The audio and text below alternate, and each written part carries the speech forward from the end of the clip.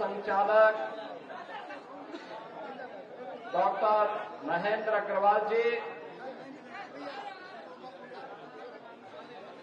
गोरक्ष प्रांत की प्रांत प्रचारक मान्य श्री रमेश जी, गोरखपुर महानगर के दक्षिण भाग के संचालक मान्य श्री ओम जालान जी, होलिका उत्सव समिति के अध्यक्ष श्रीमान मनोज जालान जी,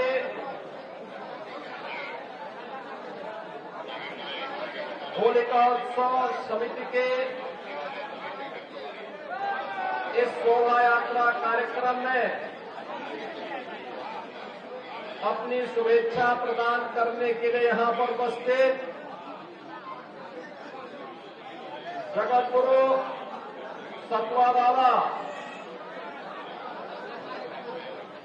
श्री संतोषाचार्य जी महाराज, कालीबाड़ी के श्री महंत श्री रविंद्र दास जी महाराज, माननीय सांसद श्री रविकिशन जी, महापौर डॉक्टर मंगेश श्रीवास्तव जी, राष्ट्रीय स्वयं सेवक संघ के सह विभाग संचालक श्रीमान आत्मा जी, होलिका उत्सव समिति के सभी पदाधिकारीगण, हजारों की संख्या में इस इस आयोजन में उपस्थित गोरखपुर के सभी उपस्थित बहनों और भाइयों, आज होली का पावन पर्व है और ये हमारा सौभाग्य है कि होली का जो संदेश है परस्पर सद्भाव के साथ आपसी मतभेदों को भुला करके एक समरस भाव के साथ हम इस आयोजन का हिस्सा बने और होलिकोत्सव समिति के इस आयोजन में जब मुझे आप सबके साथ इस आयोजन का हिस्सा बनने का अवसर प्राप्त हुआ है, मैं आप सभी को, पूरे प्रदेशवासियों को होली की पावन पर्व की हृदय से बधाई देता हूं।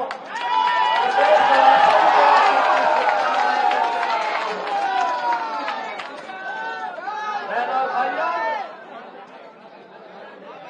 पर्व और त्योहारों की ऐसी परंपरा दुनिया के पास किसी भी अन्य देश में, किसी भी अन्य जाति मत या मजहब के पास नहीं, जितनी समृद्ध परंपरा सनातन धर्म के पास है। सनातन धर्म की ताकत ही हमारी आस्था है और आस्था की आत्मा है हमारे पर्व और त्योहारों में। इन पर्व और त्योहारों के माध्यम से ही भारत आगे बढ़ता है। पूरे देश के अंदर उत्तर से दक्षिण तक, पूरब से पश्चिम तक वर्ष भर उत्साह और उमंग के साथ इन उत्सवों के साथ जुड़ने का अवसर भारतवासियों को प्राप्त होता है और इसीलिए तो भारत की पौराणिक गाथा इस बात को कहती है कि दुर्लभम भारते जन्म मानुषम तत्र दुर्लभम, यानी भारत में जन्म लेना दुर्लभ है और उसमें भी मनुष्य के रूप में जन्म लेना और मनुष्य के रूप में भी सनातन धर्मावलंबी बनकर के जन्म लेना और भी दुर्लभ है। और ये आपने देखा होगा, जो लोग सनातन धर्म को कोसते थे, जो लोग कोसते थे, उन्होंने सनातन धर्म की भी और भारत की सामर्थ्य भी प्रयागराज महाकुंभ के माध्यम से देखी।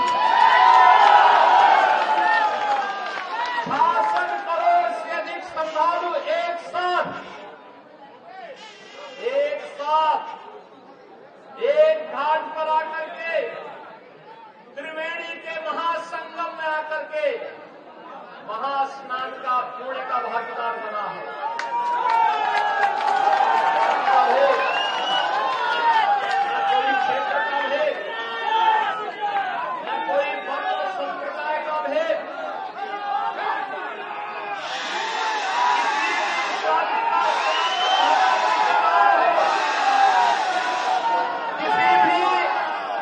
क्षेत्र का सनातन धर्मावलंबी रहा हो,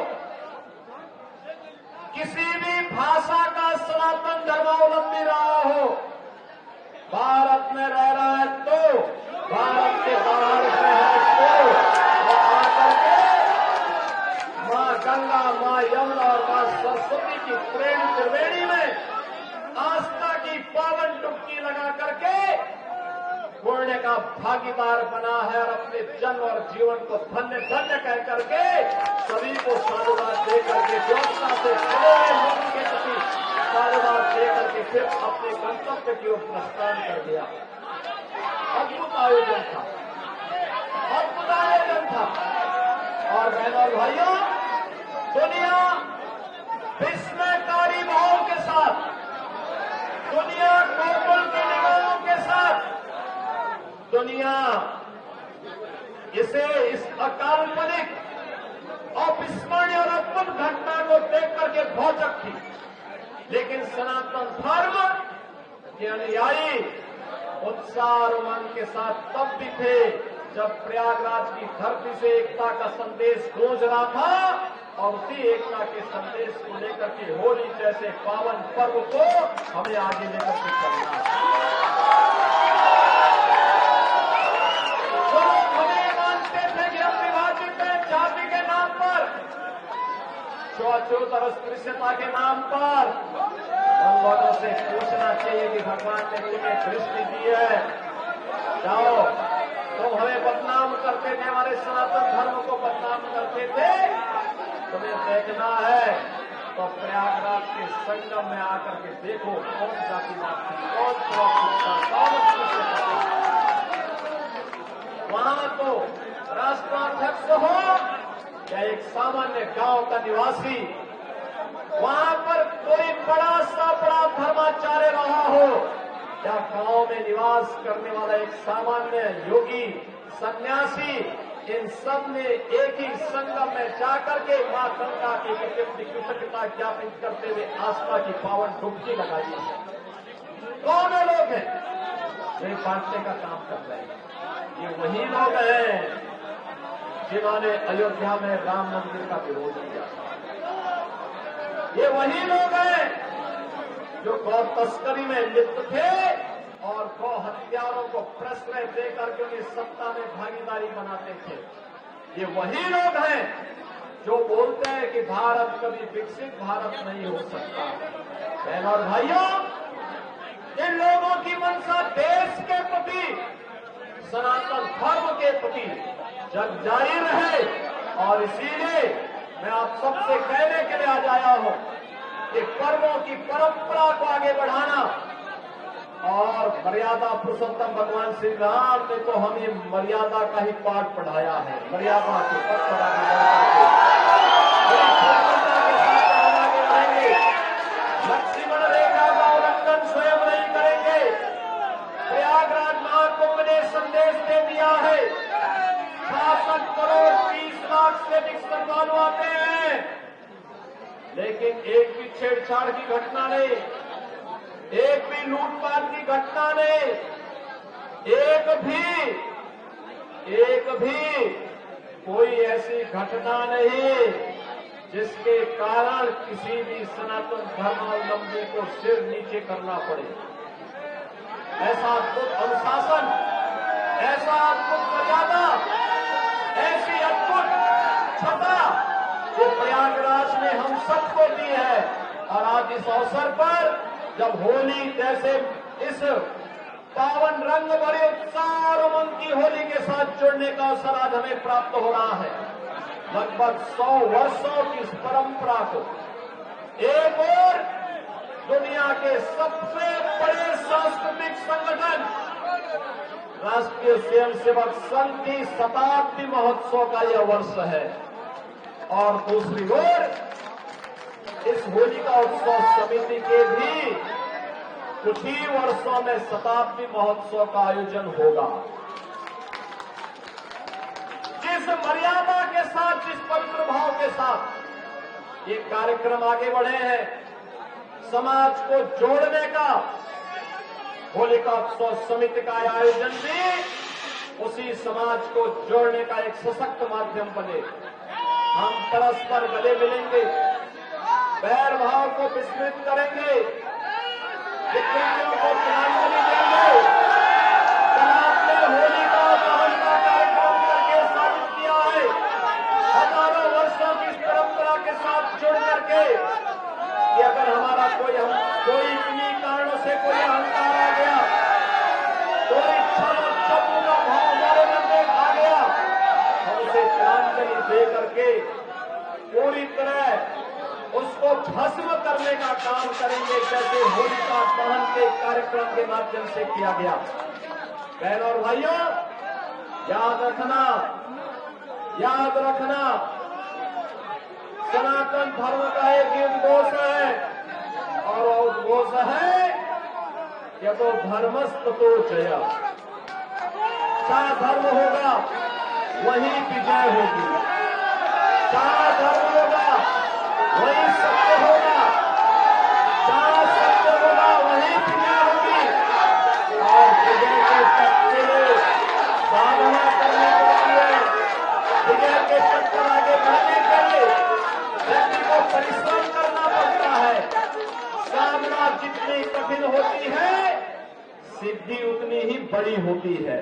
और उतनी बड़ी सिद्धि के लिए हमें आगे बढ़ना है। प्रधानमंत्री मोदी जी ने देशवासियों के सामने विकसित भारत का एक संकल्प दिया है।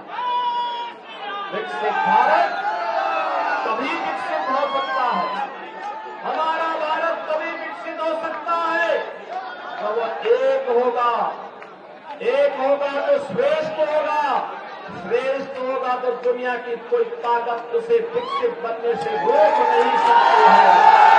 इसलिए पूरा प्रयास, हमारी पूरी साधना राष्ट्र माता के चरणों में समर्पित होनी चाहिए। इससे बढ़कर के संकल्प हमारे लिए दूसरा नहीं हो सकता है।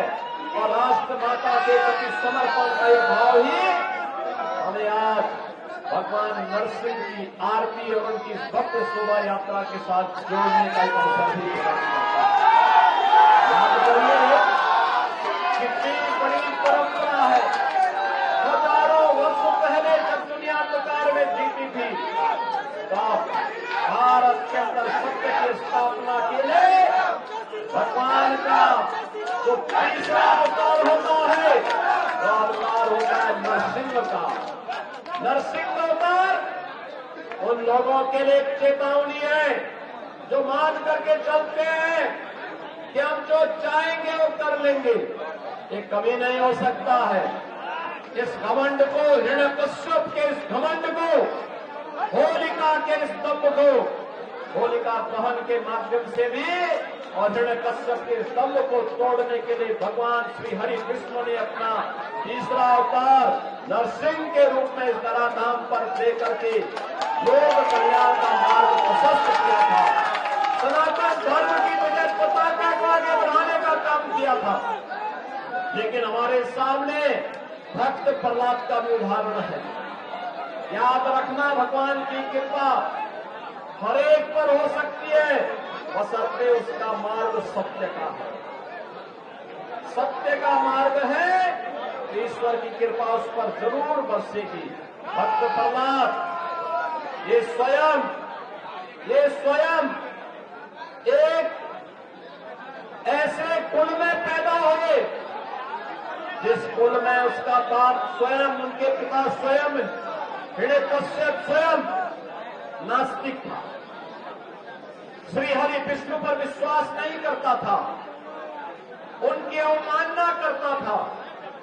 लेकिन प्रहलाद ने ठीक इतर अब से अलग हट करके, उससे अलग हट करके भगवान की भक्ति को माना।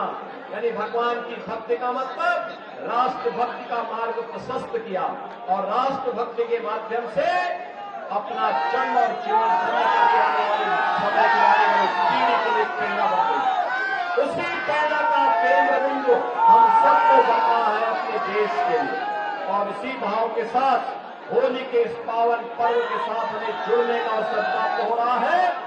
आज के इस अवसर पर मैं आप सभी नागरिकों को, पूरे प्रदेशवासियों को होली की बधाई देता हूं। होली के साथ जुड़ने का आह्वान भी करता हूं। होली का एक ही संदेश है कि एकता से ही अखंड रहेगा ये देश। होली का है एक संदेश, एकता से ही अखंड रहेगा ये देश। और अखंड रहेगा तो एक भारत श्रेष्ठ भारत की परिकल्पना साकार होगी। महाकुंभ और होली के इस संदेश को घर घर तक हम पहुंचाने का कार्य करेंगे। इस विश्वास के साथ मैं आज के इस अवसर पर एक बार फिर से आपको होली की बधाई देता हूं। होली की शुभकामनाएं आप सबके प्रति देशवासियों से व्यक्त करता हूं।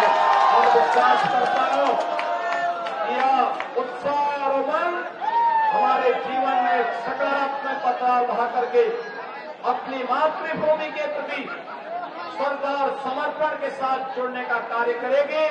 आप सबके प्रति मेरी मंगलमय शुभकामनाएं। धन्यवाद। जय जय श्री राम।